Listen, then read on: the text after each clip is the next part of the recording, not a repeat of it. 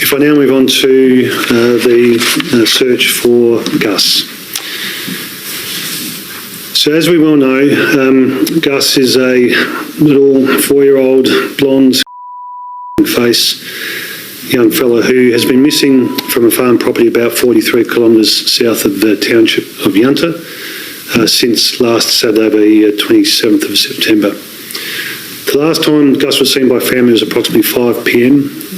That night, and when a family member came out later in the evening, about half an hour later, to call him back inside, they couldn't find him. He's been described as an adventurous child, shy, but he is also a pretty good walker. But he's never left the family property with any distance previously that we're aware of. As considerable police resources and searches have been undertaken for the last 7 days, throwing absolutely everything we can in an effort to try and locate Gus safely and safely. Investigators combing the arid ground noted distinct impressions in the terrain, successfully identifying feline tracks as well as those of foxes, but were unable to locate a single footprint belonging to the young child. As nightfall descended, the environmental conditions became exceptionally challenging due to a significant and rapid drop in temperature, with this specific location being documented as one of the coldest regions across the entire state of South Australia. A child of 4 years simply does not vanish without any conceivable explanation. They must logically be situated in a specific, though currently unknown, location. Somewhere within this vast and seemingly endless expanse of the South Australian outback, the joyful, carefree sounds of a little boy once resonated through the dry, sweeping winds. He was a 4-year-old child, not wearing any footwear, playing in close proximity to his residential dwelling, a place universally assumed to be secure. Subsequently, in a heart-stopping moment, he was no longer present. There was no auditory indication of distress, no discernible trail through the scrub, and no observable markers to suggest a direction of travel.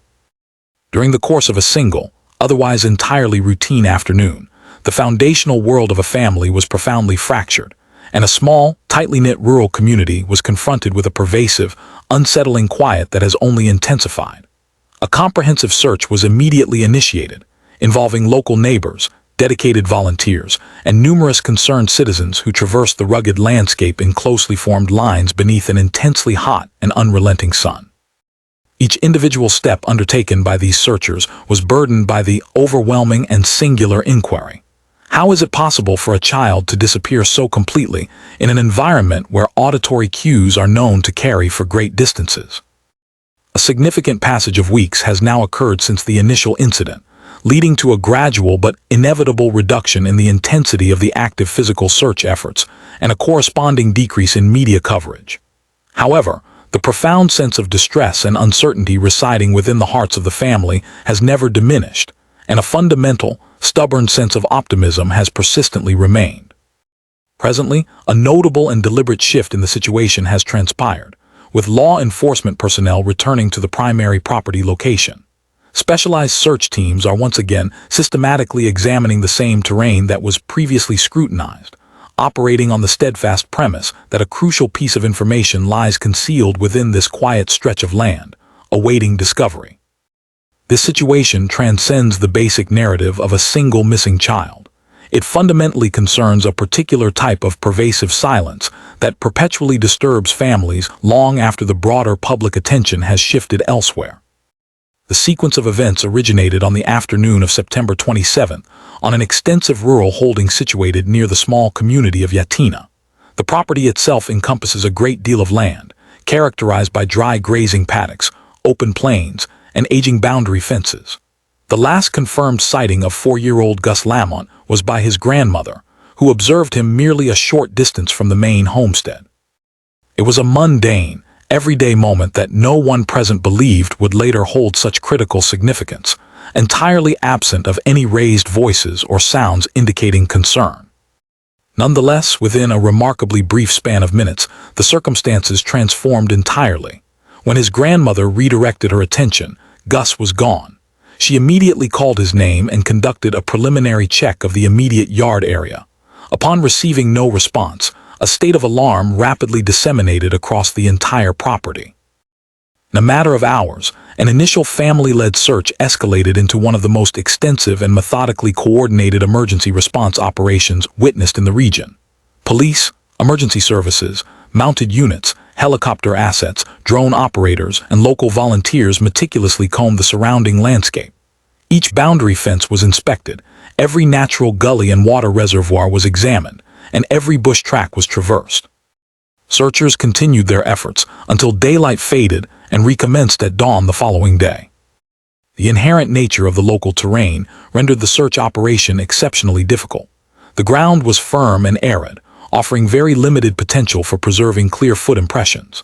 The combination of intense daytime heat and rapidly falling nighttime temperatures positioned time as the most critical adversary. Yet, despite substantial deployment of personnel and aerial surveillance assets, no conclusive evidence was discovered. No definitive footprints, no articles of clothing, no indications of any form of altercation, and no discernible path to pursue emerged. The circumstance was analogous to the child having been entirely absorbed by the natural environment. After a period of 10 days, the formal, large-scale search operation was strategically reduced in its intensity. This decision was not a reflection of diminished public concern, but rather represented the difficult juncture where collective hope confronted an overwhelming absence of answers. For the Lamont family, that profound silence has never been alleviated. The property was transformed into a central command post and an active search grid. The area was systematically divided into defined sectors. Ground patrols advanced through the dense scrub vegetation. Mounted police units accessed rugged geographical areas. Canine units worked to identify scent trails. Unmanned aerial drones and helicopter units conducted low-altitude flights with thermal imaging equipment. Every path was recorded using GPS technology. Each sector was documented as cleared. A subsequent forensic-level grid examination found nothing. No fibers, no impressions, no trace. Concurrently, investigative efforts expanded beyond the physical confines of the property. Telecom data was analyzed, traffic camera footage was reviewed, and social media was monitored. None yielded a substantiated lead. The Lamont family provided their complete cooperation. Their statements remained consistent across multiple interviews. The established timelines were mutually corroborative. Officials identified no substantive discrepancies. However, for the experienced coordinators, the most striking aspect was the complete absence of evidence. In most cases involving missing children, some form of tangible evidence is typically recovered. In this instance, the terrain itself provided no narrative. Forensic experts characterized this evidentiary silence as highly unusual. In the vacuum of answers, theories emerge. The first is accidental wandering, though the total lack of physical trace complicates this. A second, unverified theory involves third-party involvement, which could account for the lack of evidence, but there is no proof.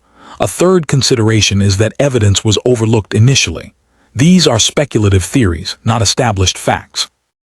Behind the speculation exists the reality of a 4-year-old boy. Gus loved the outback, following the family dog and chasing sunlight. He is someone's beloved son, grandson, and brother. The weight of his disappearance is felt across the community.